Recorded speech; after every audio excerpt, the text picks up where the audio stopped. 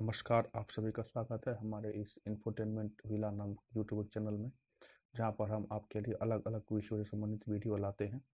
और उन्हीं वीडियो में से एक सीरीज हमारी ह्वेनसांग और फाहियान के भारत यात्रा के ऊपर है। इसमें हम पहले फाहियान की भारत यात्रा के चर्चा को उनके ही शब्दों में सुना रहे हैं, जो कि उनके यात्रा विवरण का हिंदी अनुवाद हमारे पास है। तो अभी तक हम उनके 3 अध्यायों का वर्णन सुन चुके हैं। आज हम अध्याय चौथे और अध्याय 5वां का वर्णन सुनेंगे। तो आइए शुरू करते हैं। अध्याय चौथा। काराकोरम, वेलूर तक पर्वत श्रेणी से कीहचा तक।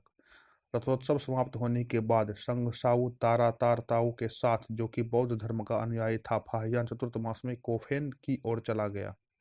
वह जेहो राज्य पहुंचा। इस यात्रा में उसे 25 दिन लगे। यहाँ का राजा धर्मानुयायी और वीर बलधारी है। इसके राज्य में महायान पंथ के 1000 से अधिक साधु रहते। यहाँ वे 15 दिवस ठहरे।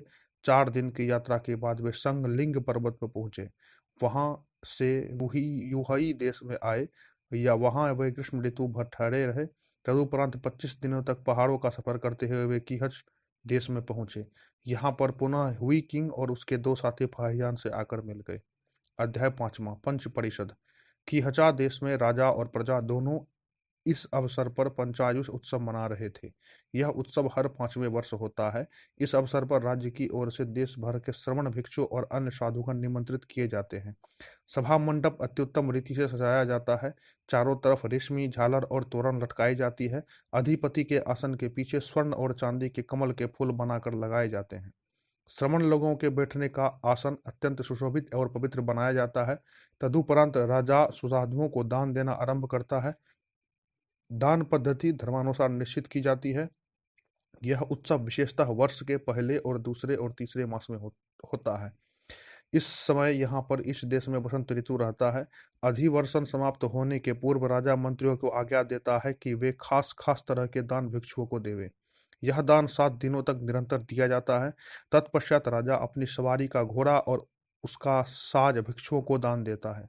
इसी का अनुकरण मंत्री गण भी करते हैं। वे भी अपने अपने घोड़े, बारीक ऊनी कपड़े और बहुमूल्य रत्न दान करते हैं।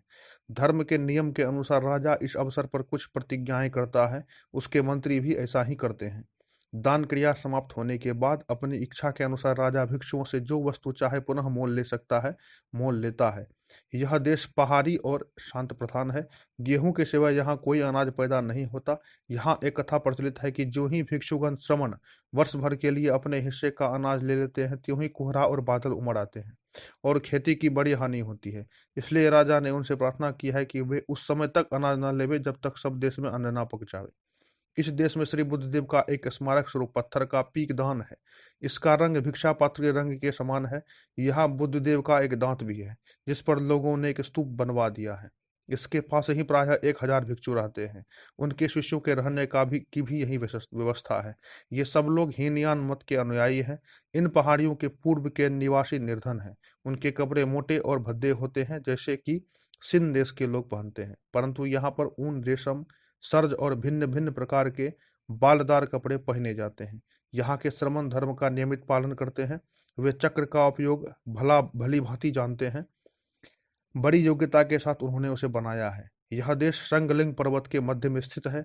इस पर्वत श्रेणी के दक्षिण में चलकर यात्रीगण ऐसे देश में आए जहाँ के फल और वृक्ष चीन के फल और वृक्षों से भिन्न है। केवल बांस, अनार और गन्ने, ऊख के वृक्ष चीन के वृक्षों के समान हैं। तो इस तरह से हमने देखा कि वो बहुत दूर यात्रा कर चुके हैं। अब इसके बाद वो सीमांत भारत में प्रवेश करेंगे, तो उसके बारे में हम अपने अगले वीडियो में आपको बताएंगे।